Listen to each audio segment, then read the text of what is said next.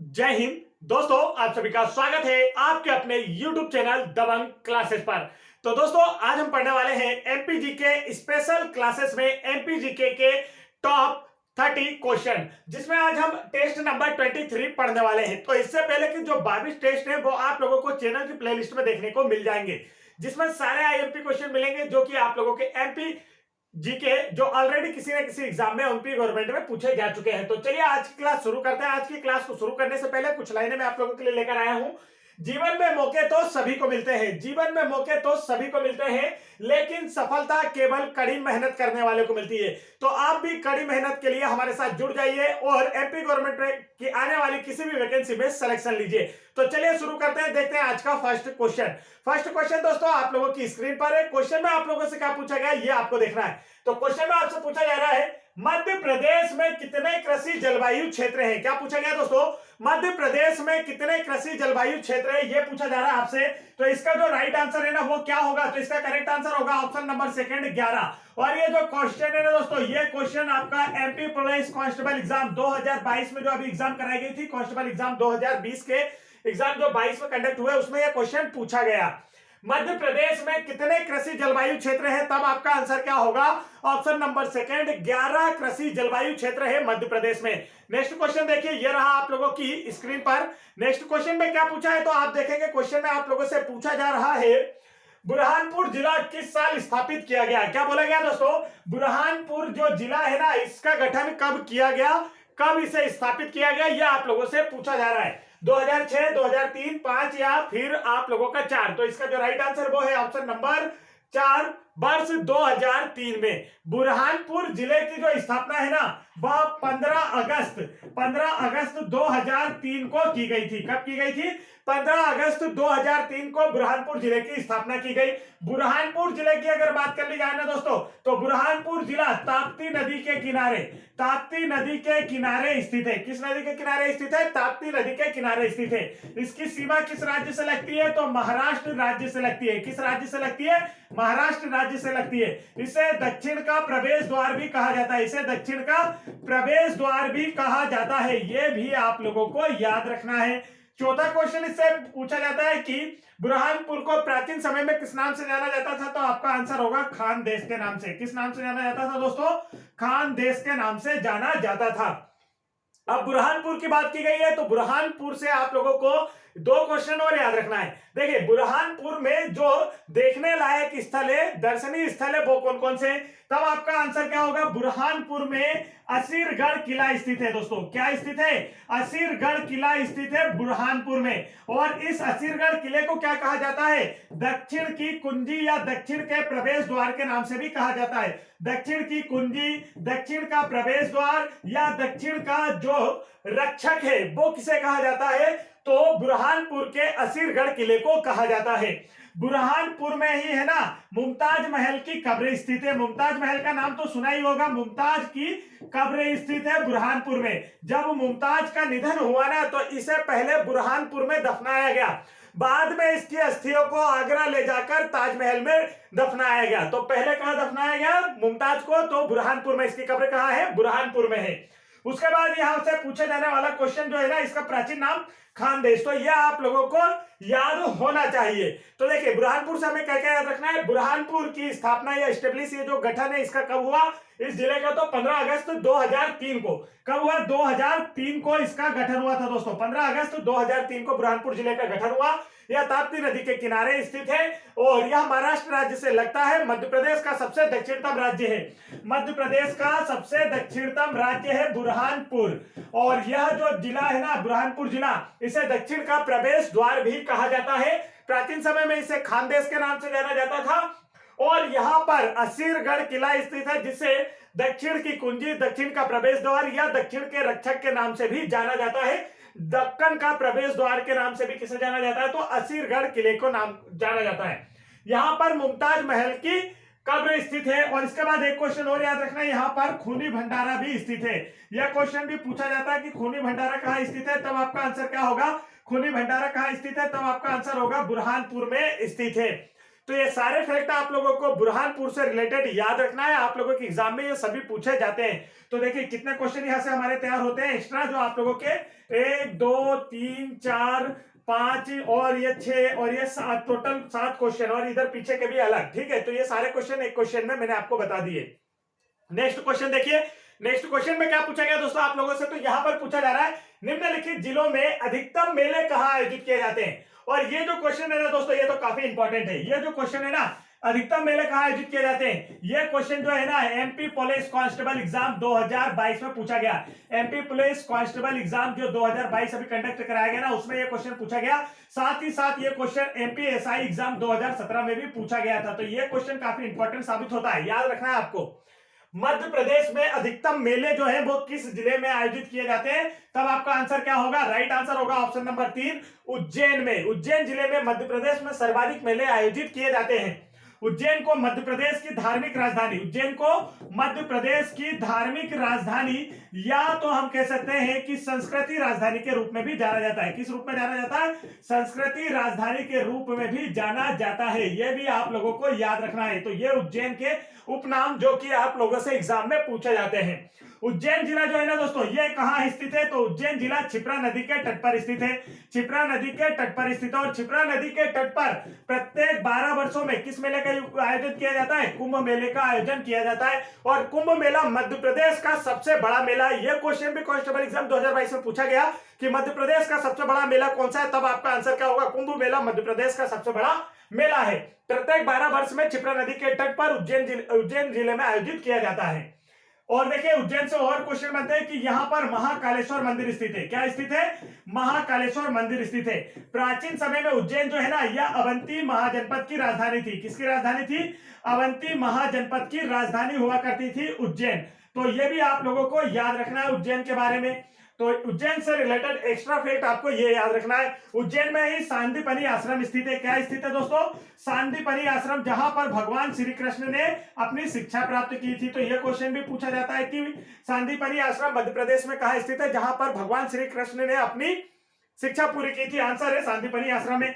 यहां पर इससे रिलेटेड जो क्वेश्चन है दोस्तों, ये सारे फैक्ट आप लोगों को याद होना चाहिए। ये क्वेश्चन आप लोगों से एग्जाम में पूछे जाएंगे और आपसे बनना चाहिए। ठीक है, आगे बढ़ते हैं नेक्स्ट क्वेश्चन की ओर।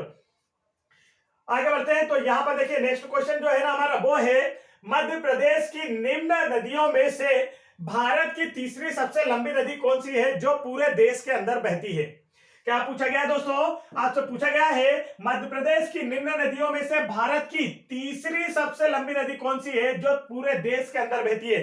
देश की तीसरी सबसे लंबी नदी यहां पर पूछी जा रही है। तो इसका राइट आंसर क्या होगा दोस्तों, इसका करेक्ट आंसर बताइए, बेतवा, नर्मदा, गोदावरी या माही। तो इसका जो राइट आंसर है दोस्तों वो क्या है, सॉरी यहां पर क्या है, इसका right answer option number 2 Narmada. Narmada नदी जो है ना, यह पूरे भारत की तीसरी सबसे लंबी नदी है। भारत की सबसे लंबी नदी कौन सी है, तो वो है गंगा नदी। और तीसरी सबसे लंबी नदी कौन सी है, तो नर्मदा नदी। यह मध्य प्रदेश की सबसे लंबी नदी है। नर्मदा जो है ना मध्य प्रदेश की सबसे लंबी नदी है, यह भी आपको याद रखना है। इसे मध्य प्रदेश की जीवन रेखा के नाम से जाना जाता है।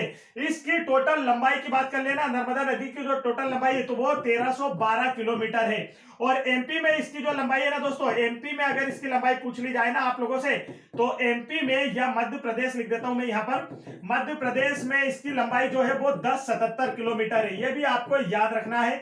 मध्य प्रदेश की जीवन रेखा के नाम से जानी जाती है। नर्मदा नदी का जो उद्गम है ना दोस्तों, वो कहां से होता है, तो नर्मदा नदी का उद्गम अनूपपुर जिले की अमरकंटक पहाड़ी से, अनूपपुर जिले की अमरकंटक पहाड़ी से इसका उद्गम होता है। यह पूर्व से पश्चिम की ओर बहती हुई, पूर्व से पश्चिम की ओर बहती हुई कहां जाकर गिरती है, खंबात की खाड़ी अरब सागर में गिरती है। कहां गिरती है, खंबात की खाड़ी अरब सागर में जाकर गिरती है। यह भी आपको अच्छे से याद होना चाहिए। और यह किस नदी घाटी से होकर बहती है, तो भ्रंश नदी घाटी से। यह भी पूछा जाता है कि जो नर्मदा नदी किस नदी घाटी से होकर बहती है, तो भ्रंश नदी घाटी से होकर बहती है। यह भी आप लोगों से पूछा जाता है इस क्वेश्चन से रिलेटेड। और नर्मदा नदी पर ही कपिल धारा जलप्रपात, सहस्त्र धारा जलप्रपात और दुग्ध धारा जलप्रपात, भेड़ा घाट काफी ज्यादा फेमस है। आप लोगों को याद होना चाहिए। तीनों जलप्रपात आप लोगों से एग्जाम में पूछे जाते हैं, तो यह आपको अच्छे से याद होना चाहिए। तो ये सारे फैक्ट आप लोगों को नर्मदा नदी से रिलेटेड याद रखना है। और यह जो है ना पूरे भारत की तीसरी सबसे लंबी नदी, ये हमारा प्रश्न था, तो ये आपको याद होना चाहिए, नर्मदा। नेक्स्ट क्वेश्चन देखिए क्या पूछा गया है। क्वेश्चन में आपसे बोला है निम्न में से कौन से जिले को दक्षिण का द्वार कहा जाता है, दक्षिण भारत का द्वार कहा जाता है। अगर आप वीडियो को ध्यान से देख रहे होंगे ना, तो इसका आंसर आप तक कर चुके होंगे आप लोग। देखिए अभी मैंने आप लोगों को बताया था कि दक्षिण भारत का जो प्रवेश द्वार है किसे कहा जाता है, तो देखिए खंडवा, अलीराजपुर, रीवा या इनमें से कोई नहीं। तो इसका राइट आंसर क्या होने वाला दोस्तों, ऑप्शन नंबर फर्स्ट, इनमें से कोई नहीं। दक्षिण का जो प्रवेश द्वार है किसे जाना जाता है, तो आप कहेंगे बुरहानपुर को। किसे कहा जाता है दोस्तों, बुरहानपुर को कहा जाता है। बुरहानपुर स्थित असीरगढ़ किले को, बुरहानपुर स्थित असीरगढ़ किले को किस नाम से जाना जाता है, तो इसे दक्षिण का प्रवेश द्वार, दक्षिण की पूंजी या दक्कन का प्रवेश द्वार, या तो फिर आप कह सकते हैं कि दक्षिण का रक्षक के नाम से जाना जाता है असीरगढ़ किले को। तो ये सब आपको याद रखना है। बुरहानपुर जिले का गठन कब किया गया, तो 15 अगस्त 2003 को। अभी हाल ही में मैंने आपको बताया था पिछले क्वेश्चन में। और बुरहानपुर ताप्ती नदी के किनारे स्थित है। इसे प्राचीन समय में खानदेश के नाम से जाना जाता था। यहाँ पर जो दर्शनीय स्थल वो है आप लोगों का खूनी भंडारा और असीरगढ़ किला, साथ ही साथ मुमताज महल की कब्र। चलिए आगे बढ़ते हैं नेक्स्ट क्वेश्चन की ओर। और यह जो बुरहानपुर है मध्य प्रदेश का सबसे दक्षिणतम जिला है, जिसकी सीमा लगती है महाराष्ट्र राज्य से। नेक्स्ट क्वेश्चन में क्या पूछा दोस्तों, यहां पर आप लोगों से पूछा गया है होशंग शाह का मकबरा कहां स्थित है। काफी इंपॉर्टेंट क्वेश्चन, कांस्टेबल एग्जाम 2021 में पूछा गया प्रश्न है। कांस्टेबल एग्जाम 2021 में पूछा गया प्रश्न, साथ ही एमपीएसआई एग्जाम 2017 में पूछा गया प्रश्न है। तो बताइए होशंग शाह का मकबरा कहां स्थित है, इसका राइट आंसर क्या होगा। तो दोस्तों मैं आप लोगों को इसका आंसर बताने से पहले एक जानकारी देना चाहता हूं। यदि आप लोगों ने हमारी 1250 प्लस बेस्ट एमसीक्यू की पीडीएफ फाइल डाउनलोड नहीं की है, तो आप वीडियो के डिस्क्रिप्शन में दी गई लिंक पर क्लिक करके इस पीडीएफ फाइल को तुरंत डाउनलोड कर लें। क्योंकि आप लोगों के कांस्टेबल एग्जाम 2021 में एमपीजीके के 2022 में जो एग्जाम कंडक्ट कराए गए, तो इसमें जितने भी एमपीजीके के क्वेश्चन पूछे गए ना, वो सभी के सभी क्वेश्चन एमपीजीके के इसी पीडीएफ से आए थे। ठीक है, और आने वाली MP forest exam, MP SI exam, MP patwari exam और साथ ही साथ एमपी पुलिस कांस्टेबल एग्जाम जो रिटर्न आने वाली है, इन सभी के लिए जो इंपॉर्टेंट एमपीजी के क्वेश्चन है इसी पीडीएफ से आप लोगों को देखने को मिलेंगे। तो इसकी लिंक आपको वीडियो के डिस्क्रिप्शन में दी हुई है, आप इसे आसानी से डाउनलोड कर सकते हैं और अपना एमपीजी के वाला जो टॉपिक है चैप्टर वाइज आपको यहाँ पर प्रीवियस ईयर क्वेश्चन में देखने को मिलेंगे, टॉपिक वाइज, और साथ ही साथ चैप्टर वाइज पूरा हमने यहाँ पर एमसीक्यू आपको दिया है। तो ये पूरा पढ़कर आप एमपीजीके का पोर्शन कवर कर सकते हैं। तो तुरंत इस पीडीएफ फाइल को आप डाउनलोड कर लें। नेक्स्ट यहाँ का देखते हैं हमारा क्वेश्चन क्या है। तो होशंग शाह का मकबरा कहाँ स्थित है, आप लोगों से यह पूछा गया था। तो इसका जो राइट आंसर है दोस्तों बताइए वो क्या होगा। तो आप कहेंगे इसका राइट आंसर है सर जी ऑप्शन नंबर 4 मांडू में। होशंग शाह का मकबरा कहाँ स्थित है दोस्तों, मांडू में स्थित है। और मांडू किस जिले में स्थित है, तो अगर आपसे पूछा जाए तो मांडू किस जिले में स्थित है, धार जिले में। मांडू जो है किस नदी के किनारे स्थित है, तो नर्मदा नदी के किनारे स्थित है। किस नदी के किनारे, नर्मदा के किनारे स्थित है। यह भी आप लोगों को याद होना चाहिए। मांडू से रिलेटेड काफी क्वेश्चन एग्जाम में पूछे जाते हैं कि पहला सिटी ऑफ जॉय के नाम से किसे जाना जाता है, तब आपका आंसर क्या होगा। सिटी ऑफ जॉय के नाम से किसे जाना जाता है, तब आपका आंसर क्या होगा, मांडू को जाना जाता है। आनंद नगरी के नाम से किसे जाना जाता है, तो इसका मतलब इंग्लिश में सिटी ऑफ जॉय ही होता है। इस किसे जाना जाता है, तो मांडू को जाना जाता है। सादियाबाद के नाम से किसे जाना जाता है, यदि आप लोगों से पूछ लिया जाए दोस्तों, तब आपका आंसर क्या होगा, मांडू को जाना जाता है। चौथा, मांडवगढ़ के नाम से किसे जाना जाता है, तो आपका आंसर होगा मांडू को जाना जाता है। पांचवा, करीमाबाग शहर के नाम से किसे जाना जाता है, तब भी आपका आंसर क्या होगा, मांडू को जाना जाता है। छठवां क्वेश्चन यहां पर बनता है मांडू से कि जो हिंडोला महल है, हिंडोला महल ये कहां स्थित है, तब आपका आंसर होगा मांडू में। सातवां क्वेश्चन, जहाज महल कहां स्थित है, तब आपका आंसर क्या होगा दोस्तों, मांडू में स्थित है। आठवां क्वेश्चन, होशंग शाह का मकबरा कहां स्थित है, जो कि प्रश्न में आप लोगों से पूछा गया है, तब भी आपका आंसर क्या होगा, होशंग शाह का मकबरा कहां स्थित है, तो आपका आंसर होगा मांडू में स्थित है। नौवां क्वेश्चन, रानी रूपमती का महल कहां स्थित है, रानी रूपमती का महल कहां स्थित है, तब भी आपका आंसर क्या होगा, तब भी आपका आंसर होगा मांडू में। 10वां क्वेश्चन यहाँ पर, बाज बहादुर का महल कहां स्थित है दोस्तों, बाज बहादुर का महल कहां स्थित है, तब भी आपका आंसर क्या होगा, बाज बहादुर का महल, तब भी आपका आंसर होगा मांडू में स्थित है। इसके बाद आलमगीर दरवाजा, जहांगीर दरवाजा, यह सभी दर्शनीय स्थल कहां स्थित है, मांडू में स्थित है। तो आपको यह सारी चीजें किससे रिलेटेड याद रखना है, मांडू से रिलेटेड। 10 क्वेश्चन तो मैंने आप लोगों को यहाँ पर बता दिए, अभी तो और है, ठीक है। तो मांडू से रिलेटेड ये सारे फैक्ट आपको याद रखना है। और एमपीजीके के ऐसे ही वीडियोस आप लोगों को देखना है तो चैनल को तुरंत सब्सक्राइब कर लीजिए और चैनल की प्लेलिस्ट चेक कर लीजिए। तो चलिए देखते हैं यहां पर आपसे क्या पूछा गया था, होशंग शाह का मकबरा कहां स्थित है? आंसर है मांडू में। और ये जो होशंग शाह है ना दोस्तों, इस होशंग शाह ने होशंगाबाद शहर की स्थापना की थी, ये भी याद रखना है। होशंगाबाद की स्थापना किसने की? तो होशंग शाह ने की थी। और ये जो मांडू है किस लिए फेमस है? तो महारानी रूपमती, रानी रूपमती और बाज बहादुर की प्रेम गाथा के लिए जाना जाता है मांडू। आगे बढ़ते हैं नेक्स्ट क्वेश्चन की ओर। नेक्स्ट क्वेश्चन क्या पूछा गया आप लोगों से? तो यहां पर पूछा गया आप लोगों से, देखिए, मध्य प्रदेश का प्रसिद्ध कपड़ा कौन सा है जिसकी उत्पत्ति वर्ष 1305 ईस्वी में अलाउद्दीन खिलजी का पता लगाया जा सकता है? मतलब मध्य प्रदेश में अलाउद्दीन खिलजी का भी शासन था। इसका जो साक्ष्य कहां से मिलता है, किस कपड़े से हमें प्राप्त होता है? तो राइट आंसर होगा ऑप्शन नंबर 1, चंदेरी के कपड़े से। और जो चंदेरी की साड़ियां है ना दोस्तों, यह पूरे विश्व में प्रसिद्ध है। चंदेरी की साड़ियां जो है ना, अपनी कारीगरी के लिए पूरे विश्व प्रसिद्ध है। आगे बढ़ते हैं नेक्स्ट क्वेश्चन की ओर। नेक्स्ट क्वेश्चन में क्या पूछा है? तो यहां पर पूछा है बाबा अलाउद्दीन खान, बाबा अलाउद्दीन खान का जो संबंध है ना, वो किस वाद्य से? बाबा अलाउद्दीन खान कौन सा वाद्य यंत्र बजाते थे? बताइए, सितार, इसराज, सरोद या फिर तबला? तो इसका राइट आंसर है ऑप्शन नंबर 3, सरोद। और ये इतना इंपॉर्टेंट क्वेश्चन है कि अभी तक ऐसी कोई एग्जाम नहीं हुई, ना तो सेंट्रल में ना ही स्टेट में, जिसमें आप लोगों से ये क्वेश्चन ना पूछा जाए। परंपरागत ज्ञान के अंतर्गत ये क्वेश्चन आप लोगों से हर एग्जाम में पूछा जाएगा, चाहे आप रेलवे दीजिए, चाहे आप स्टेट गवर्नमेंट की एग्जाम दीजिए या फिर एसएससी की एग्जाम दीजिए, उसमें ये क्वेश्चन जरूर पूछा जाता है कि अलाउद्दीन खान का जो संबंध है किस वाद्य यंत्र से था? आंसर होगा सरोद से था। चलिए आगे बढ़ते हैं दोस्तों नेक्स्ट क्वेश्चन की ओर। तो नेक्स्ट क्वेश्चन देखेंगे हम लोग। यहां पर हमसे पूछा है मूल रूप से खजुराहो, क्या बोला है दोस्तों? मूल रूप से जो खजुराहो है ना, इसमें कितने मंदिर थे? तो जब चंदेलों ने मंदिर बनवाए तो उस समय खजुराहो में कितने मंदिर से, आप लोगों से यह पूछा गया है। इसका करेक्ट आंसर क्या होगा दोस्तों? बताइए, 86, 84, 85 या फिर 83? राइट आंसर होगा इसका ऑप्शन नंबर 3, 85। यदि आप लोग हमारे डेली वीडियोस देखते हैं तो आप लोग इसका आंसर पहले ही कर पाए होंगे। तो देखिए, जब चंदेल खजुराहो के मंदिरों का निर्माण किसने कराया? तो यदि आपसे पूछा जाए तो किसने कराया? चंदेल शासकों ने कराया 1000 ईस्वी के दौरान। ठीक है, 1000 से 1100 ईस्वी के दौरान चंदेल शासकों के दौरान खजुराहो में क्या कराया गया? खजुराहो मंदिरों का निर्माण कराया गया। खजुराहो में चंदेल शासकों ने टोटल 85 मंदिरों का निर्माण कराया, जिनमें से वर्तमान समय में कितने अस्तित्व में? ओनली 22 ही अस्तित्व में। यहाँ का जो सबसे बड़ा मंदिर है ना दोस्तों, सबसे बड़ा मंदिर जो है वो कौन सा है? तो वो है कंदरिया महादेव मंदिर। कौन सा इस मंदिर है? कंदरिया महादेव मंदिर। कंदरिया महादेव मंदिर की बात की जाए तो इसका जो निर्माण है किसने कराया? चंदेल शासक विद्याधर ने। किसने इसका निर्माण कराया था? चंदेल शासक विद्याधर ने इसका निर्माण कराया था। फिर अगर बात की जाए कि खजुराहो के किस मंदिर की तुलना भुवनेश्वर के लिंगराज मंदिर से की जाती है? किससे की जाती है दोस्तों? भुवनेश्वर के लिंगराज मंदिर से की जाती है। तब भी आपका आंसर क्या होगा? कंदरिया महादेव मंदिर। लिंगराज मंदिर से किसकी तुलना की जाती है? तब भी आपका आंसर क्या होगा? खजुराहो के कंदरिया महादेव मंदिर की तुलना भुवनेश्वर के लिंगराज मंदिर से की जाती है। इसके बाद खजुराहो से एक्स्ट्रा फैक्ट आप लोगों को याद रखना है। खजुराहो को प्राचीन समय में किस नाम से जाना जाता था? खजूरबाहर। किस नाम से जाना जाता था? खजूरबाहर। और ये क्या थी? चंदेल वंश की राजधानी थी। चंदेलों की क्या थी?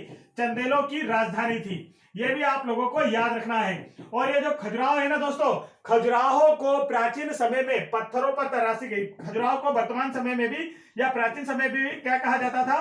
पत्थरों पर तराशी गई नगरी। पत्थरों पर तराशी गई नगरी किसे कहा जाता है? यदि आप लोगों से पूछा जाए तब आपका आंसर क्या होगा दोस्तों? तब आपका आंसर होगा खजुराहो को पत्थरों पर तराशी गई नगरी कहा जाता है। तो ये सारे फैक्ट आप लोगों को खजुराहो मंदिर से याद रखना है, जो आपके एग्जाम में जरूर पूछे जाते हैं। और खजुराहो में प्रत्येक वर्ष खजुराहो महोत्सव का आयोजन भी किया जाता है। तो आपसे पूछा जाए कि खजुराहो महोत्सव का आयोजन कहाँ किया जाता है, तब आपका आंसर क्या होगा? छतरपुर जिले के खजुराहो में प्रत्येक वर्ष खजुराहो महोत्सव का आयोजन किया जाता है।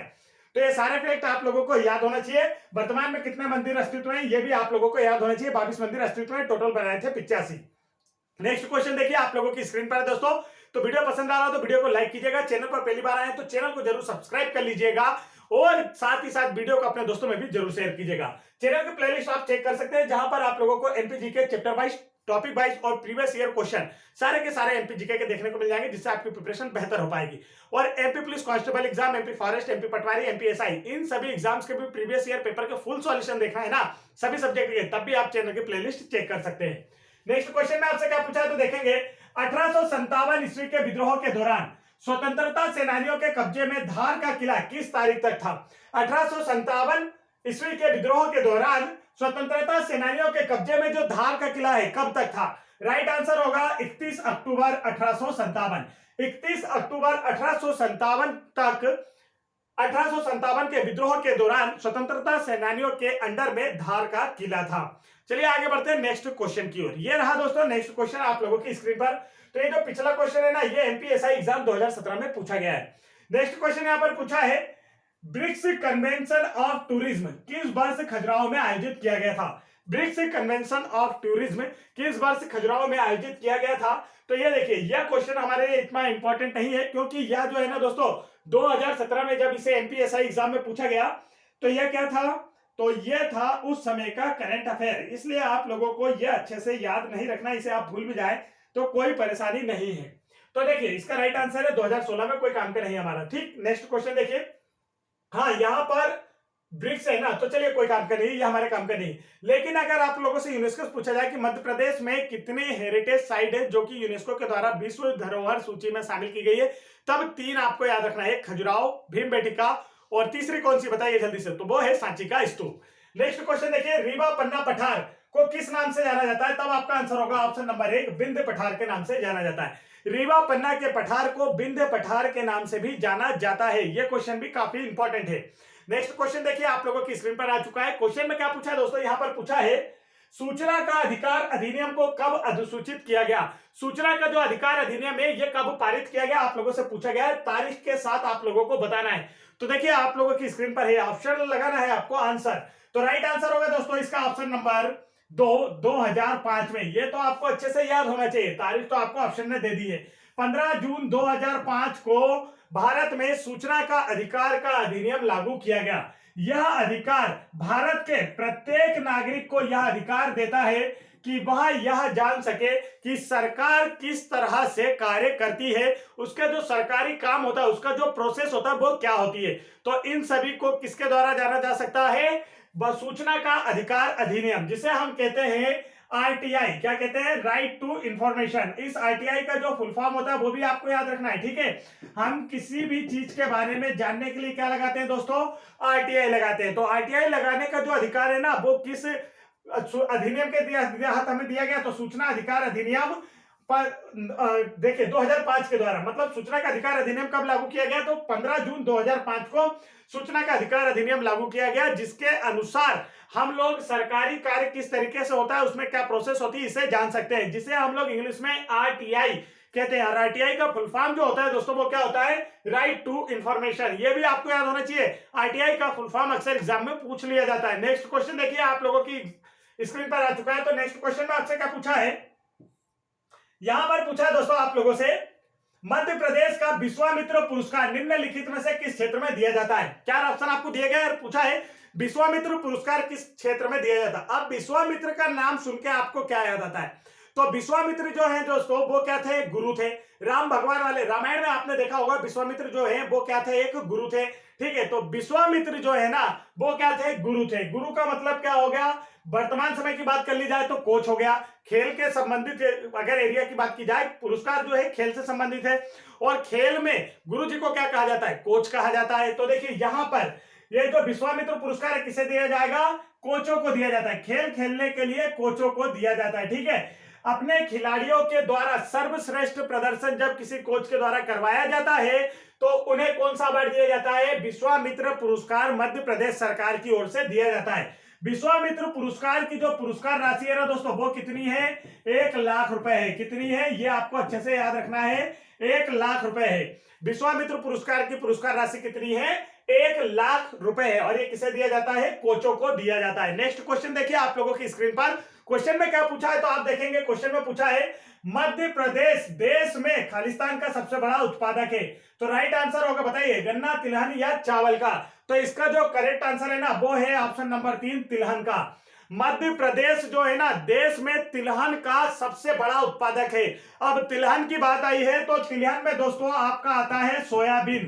क्या आता है दोस्तों? सोयाबीन आता है। और सोयाबीन उत्पादन में मध्य प्रदेश देश में प्रथम स्थान पर है। मध्य प्रदेश देश में प्रथम स्थान पर है। तो आपको याद रखना है कि मध्य प्रदेश तिलहन उत्पादन में भारत में प्रथम स्थान पर है। भारत में सर्वाधिक सोयाबीन कहाँ होती है? मध्य प्रदेश में। इसलिए मध्य प्रदेश को सोया स्टेट या सोया प्रदेश के नाम से भी जाना जाता है। ये भी आपको याद रखना है। क्वेश्चन देकर आपसे पूछा जा सकता है कि किस राज्य को सोया प्रदेश के नाम से जाना जाता है, तो आंसर लगाना होगा हमारा मध्य प्रदेश। नेक्स्ट क्वेश्चन देखिए आप लोगों की स्क्रीन पर क्या पूछा गया है। क्वेश्चन में पूछा है दिल्ली और गुजरात के बीच समृद्ध व्यापार के कारण मध्ययुगीन समय में कौन सा एक शहर महत्वपूर्ण व्यापार का केंद्र बन गया था, व्यापार का महत्वपूर्ण केंद्र बन गया था। राइट आंसर है इसका ऑप्शन नंबर 1 सिरोंज। मध्यकालीन युग में जो सिरोंज है व्यापार का महत्वपूर्ण स्थान बन गया था दिल्ली और गुजरात के बीच समृद्ध व्यापार होने के कारण। नेक्स्ट क्वेश्चन देखते हैं। यहां पर आपसे क्या पूछा दोस्तों, पूछा है जगन्नाथ सिंह एक विख्यात थे, तो 4 ऑप्शन आपको दिया गया। पूछा गया जगन्नाथ सिंह जो है विख्यात क्या थे, तो बताइए गायक थे, सितार वादक थे, रेसलर थे या राजनीतिज्ञ थे। तो इसका राइट आंसर होगा ऑप्शन नंबर 4 एक विख्यात राजनीतिज्ञ थे। जगन्नाथ सिंह क्या है दोस्तों, एक विख्यात राजनीतिज्ञ थे। आगे बढ़ते हैं नेक्स्ट क्वेश्चन की ओर। ये रहा नेक्स्ट क्वेश्चन। तो देखिए नेक्स्ट क्वेश्चन पूछा आपसे बाणसागर बांध किस नदी पर स्थित है। क्या पूछा गया दोस्तों, बाणसागर बांध किस नदी पर स्थित है, यहां पर आप लोगों से पूछा जा रहा है। तो इसका जो राइट आंसर है वो क्या होने वाला है, तो इसका करेक्ट आंसर जो है ना दोस्तों वो होगा हमारा बाणसागर बांध सोन नदी पर स्थित है। किस नदी पर स्थित है, सोन नदी पर। बाणसागर बांध जो है यह सोन नदी पर स्थित है। सोन नदी का उद्गम जो है ना दोस्तों ये कहां से होता है, यदि आपसे पूछा जाए तो अनूपपुर जिले के अमरकंटक पहाड़ी से होता है। अनूपपुर जिले के अमरकंटक पहाड़ी से, और अमरकंटक पहाड़ी से नर्मदा नदी का भी उद्गम होता है, ये भी आपको याद रखना है। सोन नदी का उद्गम अनूपपुर जिले की अमरकंटक पहाड़ी से होता है। यह उत्तर पूर्व दिशा की ओर बहती हुई बिहार में गंगा नदी में मिलती है। तो ये किसकी सहायक नदी है, गंगा की सहायक नदी है। और गंगा में यह जो है ना किस ओर से मिलती है, दाईं ओर से। किस ओर से मिलती है, दाईं ओर से मिलती है। तो गंगा में दक्षिण की ओर से मिलने वाली जो सबसे बड़ी नदी है ना वो कौन सी है, सोन नदी ही है। ये आप लोगों को याद रखना है। तो ये सारे फैक्ट आप लोगों को सोन नदी से एक्स्ट्रा याद रखना है। अब यहां पर बात की गई है कि बाणसागर बांध स्थित है सोन नदी पर। और बाणसागर बांध जो है ना दोस्तों ये किस स्टेट की मतलब मिली जुली परियोजना है, तो इसका राइट आंसर होगा एक तो हमारा मध्य प्रदेश, दूसरा है यूपी और तीसरा है बिहार। इन तीनों राज्य की संयुक्त परियोजना है बाणसागर परियोजना। और इसमें जो हमारा भाग है ना मध्य प्रदेश, यूपी और बिहार का जो हिस्सा है वो क्या है, 2:1:1 के अनुपात है। सोन नदी में है ना कछुआ पाया जाता है, तो विशेष घड़ियाल भी पाए जाते हैं और कछुआ भी पाया जाता है। तो सोन नदी पर सोन घड़ियाल अभ्यारण्य भी विकसित किया गया है। ठीक है, सोन घड़ियाल अभ्यारण्य विकसित कहां किया गया है, शहडोल में। कहां किया गया दोस्तों, शहडोल में सोन घड़ियाल परियोजना भी चलाई जा रही है, ये भी आपको याद रखना है। ठीक है, सोन घड़ियाल परियोजना किस नदी पर चलाई जा रही है, तो आपका आंसर क्या होगा यहां पर सोन घड़ियाल। तो सोन नदी में घड़ियालों का संरक्षण किया जा रहा है जिसे सोन घड़ियाल परियोजना के नाम से जाना जाता है शहडोल जिले में। नेक्स्ट क्वेश्चन देखिए आप लोगों की स्क्रीन पर क्या दिया है, मध्य प्रदेश में कितने जिले हैं, आप लोगों से यह पूछा गया दोस्तों। काफी इजी क्वेश्चन लग रहा है ना कि मध्य प्रदेश में कितने जिले हैं, फिर भी गलत करते हैं कुछ लोग। क्या करते हैं, गलत करते हैं, नहीं पता होता है। तो बताइए इसका राइट आंसर क्या होने वाला है, तो इसका राइट आंसर है 52। मध्य प्रदेश में वर्तमान 2022 के हिसाब से कितने जिले हैं, 52 जिले हैं। मध्य प्रदेश का सबसे नवीनतम 52वां जिला कौन सा है बताइए, तो मध्य प्रदेश का जो नवीनतम 52वां जिला है ये कौन सा है, तब आपका आंसर क्या होगा, निवाड़ी जिला है। कौन सा है दोस्तों, निवाड़ी जिला। किस जिले से अलग करके बनाया गया है, टीकमगढ़ जिले से अलग करके बनाया गया है। किससे अलग करके बनाया गया, टीकमगढ़ जिले से अलग करके। मध्य प्रदेश का जो 51वां जिला था वो क्या था, तब आपका आंसर क्या होगा, आगर मालवा। कौन सा था दोस्तों, आगर मालवा। इसे किससे अलग करके बनाया गया था, शाजापुर से अलग करके बनाया गया था। कब बनाया गया था, वर्ष 2013 में बनाया गया था। मध्य प्रदेश का जो 50वां जिला है वो कौन सा था, तब आपका आंसर क्या होगा, सिंगरौली। मध्य प्रदेश का 50वां जिला कौन सा था, सिंगरौली, जिसे मध्य प्रदेश की ऊर्जा राजधानी भी कहा जाता है। इसे किस जिले से अलग करके बनाया गया, तो सीधी जिले से अलग करके बनाया गया था। तो ये सारे फैक्ट आप लोगों को अच्छे से याद होना चाहिए। ठीक है दोस्तों, ये निवाड़ी जिला कब बना, तब आपसे आंसर क्या होगा, इसका आंसर होगा 1 अक्टूबर 2018 को। 1 अक्टूबर 2018 को निवाड़ी को मध्य प्रदेश का 52वां जिला बनाया गया टीकमगढ़ से अलग करके, जिसका क्षेत्रफल है 1318 वर्ग किलोमीटर दोस्तों। ठीक है, वर्तमान समय में क्षेत्रफल के हिसाब से जो सबसे छोटा जिला है वो निवाड़ी जिला है। आगर मालवा की अगर बात कर ली जाए तो आगर मालवा को कब बनाया गया, तो आगर मालवा को 16 अगस्त 2013 को निर्मित किया गया था। ठीक है, 2013 को इसका गठन किया गया। सिंगरौली कब गठन किया गया, तो वर्ष 2008 में इसे गठित किया गया था सीधी जिले से अलग करके। तो ये सारे फैक्ट आप लोगों को इस क्वेश्चन से याद रखना है। वर्तमान समय मध्य प्रदेश में 52 जिले, ये भी याद रखना है। नेक्स्ट क्वेश्चन देखिए आप लोगों से क्या पूछा गया दोस्तों। नेक्स्ट क्वेश्चन में आप लोगों से यहाँ पर पूछा जा रहा है, निम्नलिखित में से किस खेल के साथ रूप सिंह बेस जुड़े हैं। रूप सिंह बेस का नाम आ गया दोस्तों, तो इसका जो राइट आंसर है वो क्या होने वाला है, ऑप्शन नंबर 1 हॉकी से। रूप सिंह बेस का संबंध किस खेल से है, तो हॉकी खेल से है। अच्छे से याद रहेगा आप लोगों को। रूप सिंह स्टेडियम भी कहां स्थित है, अगर आपसे यह पूछा जाए तब आप लोगों को क्या करना है, इसका आंसर कमेंट करके बताना है। चलिए देखिए ऑप्शन भी मैं दे देता हूं आप लोगों को रूप सिंह स्टेडियम के लिए, भोपाल, रीवा, इंदौर और ग्वालियर। इसका जो राइट आंसर है वो आप लोग बता दीजिए। करेक्ट आंसर ये रहा। नेक्स्ट क्वेश्चन ये रहा आप लोगों की स्क्रीन पर, कैसा छंद बना देती है, कैसा छंद बना देती है के जो लेखक है ना दोस्तों वो कौन है, आप लोगों से यहां पर पूछा जा रहा है। तो इसका राइट आंसर जो है ना वो बताइए क्या होगा। करेक्ट आंसर है ऑप्शन नंबर 2 यहां पर माखनलाल चतुर्वेदी। कैसा छंद बना देती है, इसके जो राइटर है, लेखक है, वो कौन है, माखनलाल चतुर्वेदी है। माखनलाल चतुर्वेदी का जो जन्म है ना दोस्तों वो कहां हुआ था, माखनलाल चतुर्वेदी जी का जो जन्म है ना होशंगाबाद जिले के बाबई में हुआ था। कहां हुआ था, होशंगाबाद जिले के बाबई में हुआ था। और वर्तमान समय में जो बाबई का नाम है ना वो बदलकर क्या कर दिया गया है, तो बाबई का नाम बदलकर माखन नगर कर दिया गया है। इन्हीं के नाम पर, माखनलाल चतुर्वेदी जी के नाम पर वर्तमान समय में बाबई का नाम बदलकर माखन नगर कर दिया गया है। यह होशंगाबाद जिले में इनका जन्म हुआ था, बाबई में। माखनलाल चतुर्वेदी जो है ना, इन्हें एक भारतीय आत्मा के रूप में जाना जाता है। तो ये क्वेश्चन कांस्टेबल एग्जाम में पूछा गया कि किसे एक भारतीय आत्मा के रूप में जाना जाता है, तब आपका आंसर क्या होगा, माखनलाल चतुर्वेदी जी को एक भारतीय आत्मा के रूप में जाना जाता है। यहां पर जो इनकी जो सबसे बेस्ट कविताएं हैं वो आपको याद रखना है। तो पहले पुष्प की अभिलाषा, पुष्प की अभिलाषा के राइटर कौन से, यदि आप लोगों से पूछ लिया जाए दोस्तों तब आपका आंसर क्या होगा, पुष्प की अभिलाषा के जो राइटर है ना वो कौन है, तब हमारा आंसर क्या होगा, तो माखनलाल चतुर्वेदी है। दूसरा क्वेश्चन यहां पर इनसे पूछा जाता है कि इनकी दूसरी बुक जो सबसे इंपॉर्टेंट है वो है हिम किरीटनी। क्या है दोस्तों, हिम किरीटनी। और तीसरी इनकी जो सबसे इंपॉर्टेंट बुक है ना वो कौन सी है, हिम तरंगिणी। तो ये दोनों एक जैसे नाम की है और ये आपको अच्छे से याद होना चाहिए, हिम तरंगिणी। देखिए ये सारे फैक्ट आप लोगों को माखनलाल चतुर्वेदी से याद होना चाहिए। इनका जन्म हुआ बाबई होशंगाबाद में, वर्तमान समय में बाबई का नाम इन्हीं के नाम पर माखन नगर कर दिया गया है। इन्हें एक भारतीय आत्मा के रूप में जाना जाता है। पुष्प की अभिलाषा के राइटर कौन है, तो आपका आंसर होगा माखनलाल चतुर्वेदी। हिम किरीटनी और हिम तरंगिणी के भी लेखक कौन है, माखनलाल चतुर्वेदी है। समझ में आ गया दोस्तों। अच्छे से बढ़ते हैं नेक्स्ट क्वेश्चन की ओर। तो ये रहा नेक्स्ट क्वेश्चन हमारा। यहाँ पर क्या पूछा गया है, आपसे पूछा गया है, एक सदी ईसा पूर्व में निम्न में से कौन सा मध्य प्रदेश का सबसे अच्छा वाणिज्यिक केंद्र था। एक सदी ईसा पूर्व में मध्य प्रदेश का सबसे अच्छा वाणिज्यिक केंद्र कौन सा था, तो इसका जो राइट आंसर है दोस्तों वो क्या होगा, ऑप्शन नंबर 4 उज्जैन। इससे पहले तो इंदौर, भोपाल, ओरछा को कोई जानता ही नहीं था। इन सभी की स्थापना कब हुई है, बाद में हुई है दोस्तों। ठीक है, तो एक सदी ईसा पूर्व की बात की जा रही है, तब आपका आंसर क्या होगा, उज्जैन क्या होगा दोस्तों, इसका बिल्कुल करेक्ट आंसर होगा उज्जैन। जो है ना एक सदी ईसा पूर्व में सबसे अच्छा वाणिज्यिक केंद्र था मध्य प्रदेश का। उज्जैन जो है ना प्राचीन समय में अवंती महाजनपद की राजधानी था। किसकी राजधानी था, अवंती महाजनपद की राजधानी थी उज्जैन। ये आपको याद रखना है। और अगर पूछा जाए आपसे कि वर्तमान मध्य प्रदेश में 16 महाजनपदों में से कितनी महाजनपद शामिल है, तो इसका जो राइट आंसर है ना वो क्या होगा, 2। एक तो अवंती महाजनपद जो है और दूसरी चेदी महाजनपद, ये दोनों वर्तमान मध्य प्रदेश के अंतर्गत आती है। ठीक है, प्राचीन समय में ये जो दोनों राज्य थे ये वर्तमान मध्य प्रदेश के अंतर्गत शामिल किए गए हैं। नेक्स्ट क्वेश्चन देखिए, यहां पर आपसे पूछा गया है, मध्य प्रदेश खेल और युवा कल्याण के निदेशालय ने, मध्य प्रदेश खेल और युवा कल्याण के निदेशालय ने निम्नलिखित पुरस्कारों में से कौन सा पुरस्कार प्रस्तुत नहीं किया है, यह आप लोगों से पूछा गया दोस्तों। तो मध्य प्रदेश सरकार के द्वारा इनमें से कौन सा अवार्ड नहीं दिया जाता है, आपसे यह पूछा जा रहा है। तो पहला अवार्ड देखिए क्या है, विश्वामित्र पुरस्कार। क्या यह दिया जाता है क्या, तो अगर आपने वीडियो को ध्यान से देखा होगा तो आपको पता होगा, अभी मैंने आप लोगों को बताया था विश्वामित्र पुरस्कार किसे दिया जाता है, कोचों को दिया जाता है। और यह दिया जाता है मध्य प्रदेश सरकार के द्वारा। और इसकी जो इनाम राशि है ना वो कितनी है, 1 लाख रुपए। इसकी इनाम राशि कितनी दोस्तों, 1 लाख रुपए।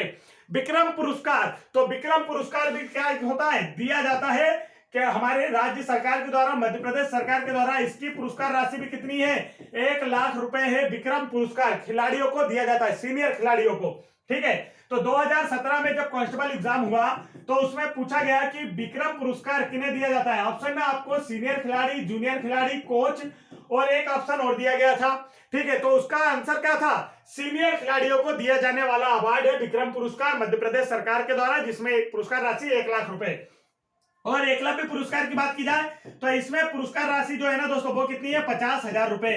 कितनी है, 50,000। और ये किन्हें दिया जाता है, तो मध्य प्रदेश के जूनियर खिलाड़ियों को दिया जाता है। जो खिलाड़ी पिछले 4 वर्षों से राज्य स्तर पर सबसे बेस्ट प्रदर्शन कर रहा होता है उसे एकलव्य पुरस्कार दिया जाता है, जिसकी पुरस्कार राशि है 50,000 रुपए और जूनियर खिलाड़ियों को दिया जाने वाला अवार्ड है। ये क्वेश्चन भी कांस्टेबल एग्जाम 2017 में पूछा गया, ये दोनों क्वेश्चन पूछे गए थे। तो जिन्होंने भी 2017 के एग्जाम लगाए हैं प्रीवियस ईयर पेपर, उन्हें ये क्वेश्चन देखने को मिले होंगे। अब यहाँ पर पूछा गया कि इनमें से कौन सा अवार्ड है जो मध्य प्रदेश सरकार के द्वारा युवा कल्याण विभाग के द्वारा नहीं दिया जाता है। तो राइट आंसर होगा वशिष्ठ पुरस्कार जो है ना, या मध्य प्रदेश के युवा कल्याण विभाग एवं निदेशालय के द्वारा नहीं दिया जाता है। तो यह हुआ दोस्तों आज का हमारा पूरा। चलिए आगे बढ़ते हैं नेक्स्ट क्वेश्चन पे। तो इससे रिलेटेड ये सारे फैक्ट आप लोगों को याद होना चाहिए। नेक्स्ट क्वेश्चन देखिए आप लोगों की स्क्रीन पर क्या है। क्वेश्चन में आपसे बोला है अब से मध्य प्रदेश के नए वित्तीय वर्ष का शुरुआती महीना क्या होगा। क्या पूछा गया है, अब से मध्य प्रदेश के नए वित्तीय वर्ष का जो शुरुआती महीना है ना दोस्तों वह क्या होगा। तो इसका जो करेक्ट आंसर है बताइए, जल्दी से कमेंट कीजिए। राइट आंसर है ऑप्शन नंबर 4 मार्च होगा। क्या होगा, मार्च होगा। तो ये हुआ दोस्तों। तो देखिए मध्य प्रदेश की बात की गई तो मध्य प्रदेश की हमारी राजधानी क्या है, भोपाल है। मध्य प्रदेश की राजधानी क्या है, भोपाल। मध्य प्रदेश के वर्तमान सीएम कौन से हैं, तो आपका नाम क्या होगा, नाम होगा शिवराज सिंह चौहान। कौन है वर्तमान में मध्य प्रदेश के सीएम, शिवराज सिंह चौहान, जिन्हें मामा के नाम से जाना जाता है। गवर्नर कौन है, तो गवर्नर है मंगू भाई छगन भाई पटेल। कौन है, मंगू भाई छगन भाई पटेल वर्तमान में क्या है, मध्य प्रदेश राज्य के गवर्नर है या राज्यपाल है। ये भी आपको याद रखना है, इनका नाम पूछा जाएगा क्योंकि यह हाल ही में चेंज हुए हैं। इसके बाद अभी तक कोई एग्जाम नहीं हुई है। तो दोस्तों यदि आप लोगों को वीडियो पसंद आया हो तो वीडियो को लाइक कीजिएगा और चैनल पर पहली बार आए हैं तो चैनल को जरूर सब्सक्राइब कर लीजिएगा। साथ ही साथ यदि आप लोगों को एमपी जीके के चैप्टर वाइज और topic wise previous year paper के क्वेश्चन ये सभी अलग अलग तरीके से देखना है तो आप चैनल की प्लेलिस्ट में जाकर वहां से भी देख सकते हैं।